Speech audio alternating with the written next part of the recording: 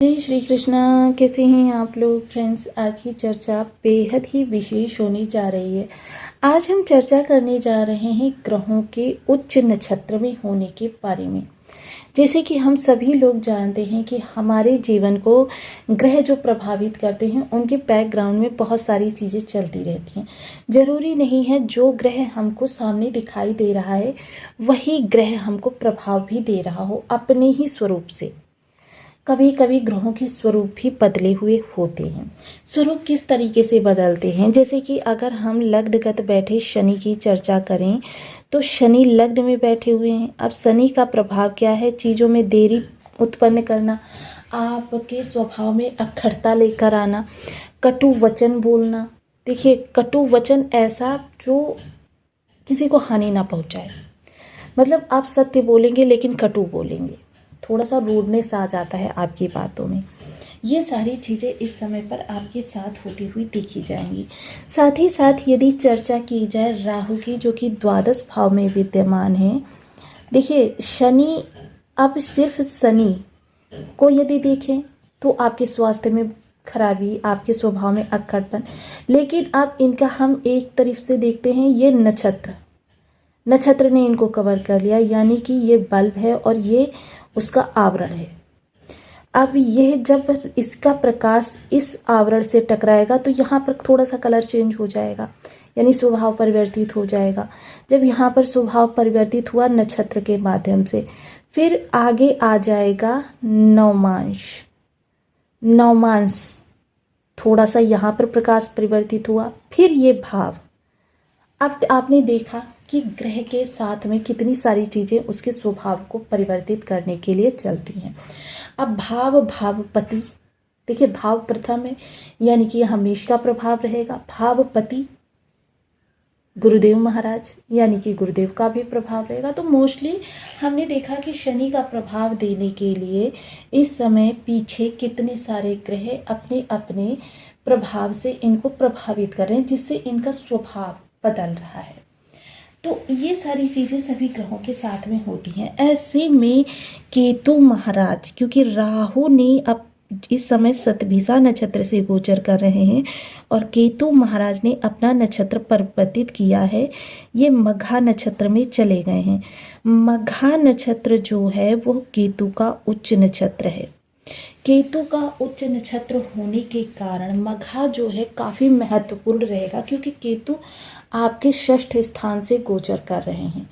केतु जब आपके षष्ठ स्थान से गोचर कर रहे हैं तो आपके जीवन में बहुत सारी चीज़ें इस समय बदलती हुई देखी जाएंगी, बहुत सारे प्रभाव बदलते हुए देखे जाएंगे, क्योंकि सिर्फ ये षष्ठ भाव में ही नहीं बैठे हैं, पूरे आपके धन त्रिकोण को कवर करेंगे। क्योंकि अब आप देखिए, क्योंकि इनके पास 3 दृष्टियाँ भी हैं, पंचम, सप्तम और नवम। आपने देखा एक दृष्टि इनकी आपकी स्वयं बैठे हैं एक भाव में, एक भाव पर दृष्टि है, दूसरे भाव पर भी दृष्टि है, यानी त्रिकोण को पूरा इन्होंने कवर किया हुआ है। और केतु के बारे में कहा जाता है, राहु जहाँ समस्या है केतु समाधान है, राहु जहाँ जिद और जुनून है वहीं केतु विरक्ति हैं, छोड़ देते हैं चीज़ों को। राहु क्या कहते हैं? अकड़, मुझे ये चीज़ चाहिए तो चाहिए। केतु क्या कहेंगे? अगर इस चीज़ के प्रयोग से आपको खुशी मिलती है तो आप ले लीजिए, मैं ऐसे ही चला लूँगा। ये केतु हैं कि केतु सिर्फ देना जानते हैं और राहुल लेना जानते हैं। एक ही पाठ के 2 हिस्से हैं। स्वरभानु नामक राक्षस का सिर जो था वो राहु बना, धड़ था जो वो केतु बना।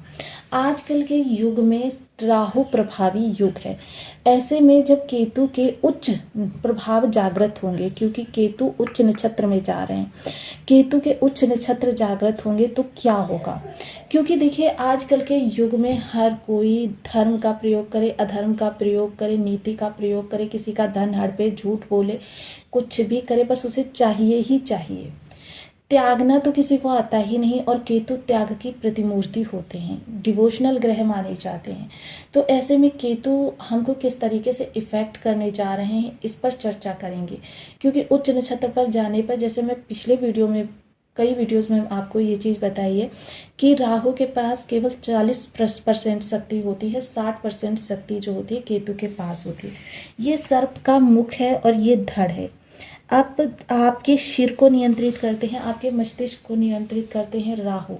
केतु पूरी बॉडी को नियंत्रित करते हैं। अचानक वाले जो भी प्रभाव आपके शरीर में या आपके कार्यों में दिखाई देते हैं वो सारे इन्हीं दोनों ग्रहों के माध्यम से होते हैं। ये सारी चीज़ें तो बहुत ही लॉजिकली चीज़ें जो होती हैं वो बहुत ही लॉजिकली हमारे सामने उपस्थित होती हैं, बस हमको थोड़ा सा ध्यान रखने की आवश्यकता होती है। तो बने रहिए हमारे साथ इस वीडियो में एंड तक, आपको बहुत कुछ जानने के लिए मिलेगा। वीडियो बहुत ज्ञानवर्धक होने वाला है।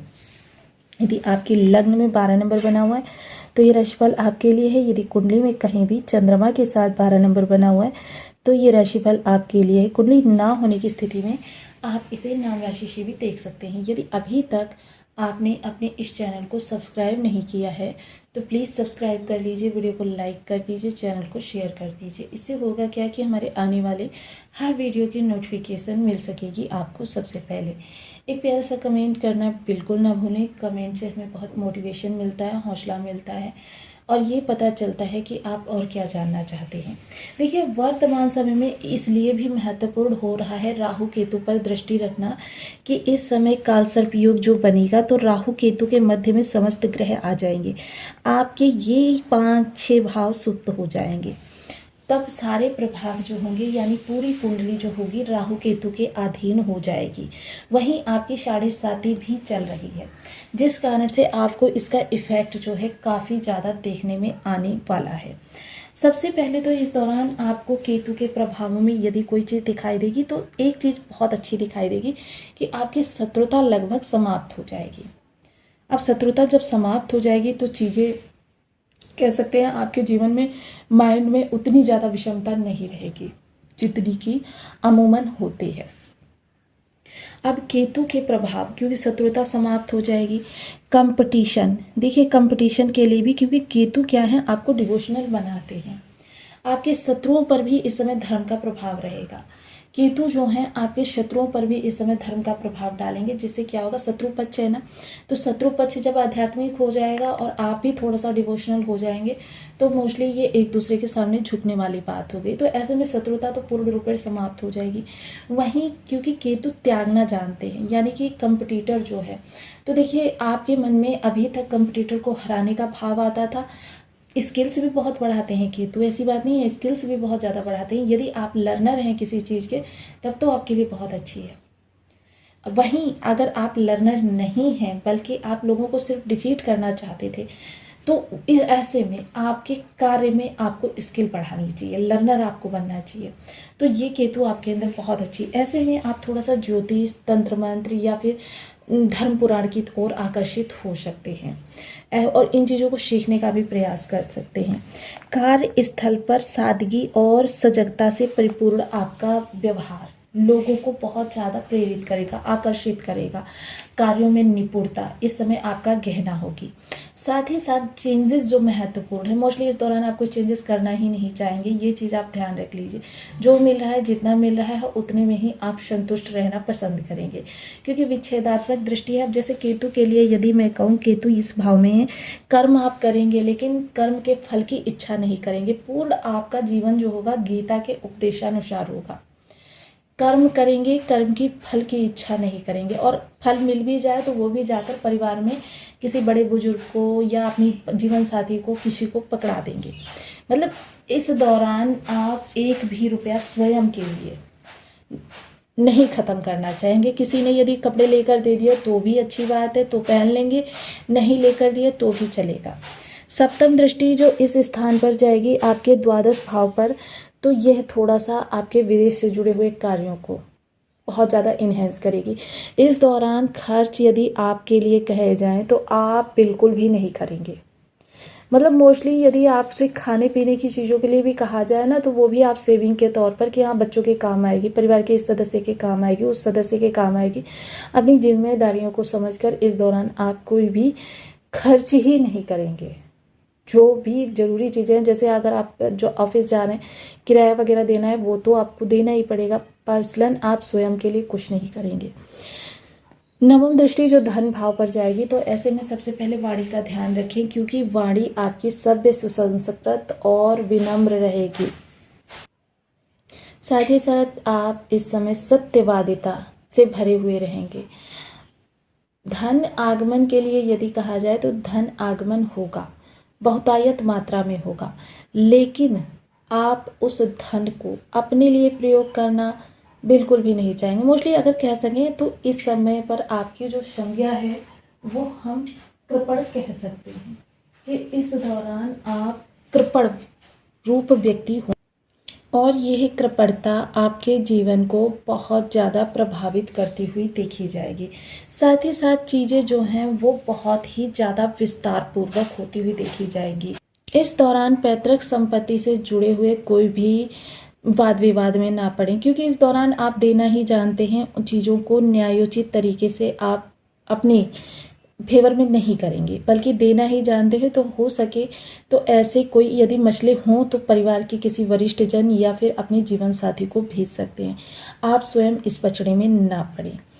अब देखिए, ये चीज़ें जो मैंने बताई, या तो आप स्वयं विनम्रतापूर्वक करेंगे। अगर आप विनम्रतापूर्वक नहीं करेंगे तो फिर आपको प्रेशराइज किया जाएगा, आपके आसपास के लोगों के द्वारा आपको करनी पड़ेंगी, क्योंकि आप या तो स्वयं कर लें उन चीज़ों को। जैसे शनि है, शनि का प्रभाव होता है कि आपको तोड़ना।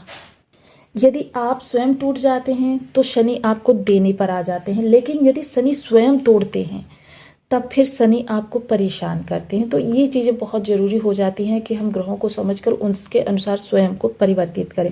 केतु के लिए उपाय, सबसे पहले ओम केम केतवे नमः, इस बीज मंत्र का 1 माला, 2 माला, 5 माला, 7 माला, 11 माला का जप नियमित अपनी सुविधानुसार करना। साथ ही साथ देखिए, केतु एक डिवोशनल ग्रह है, आध्यात्मिक रहिए पूर्ण रूपेण। ये देखिए, आपके अंदर बाहर की सारी बातें जानते हैं। जितना ज़्यादा आप अंदर से धार्मिक रहेंगे उतना ज़्यादा केतु के अच्छे रिजल्ट आपके लिए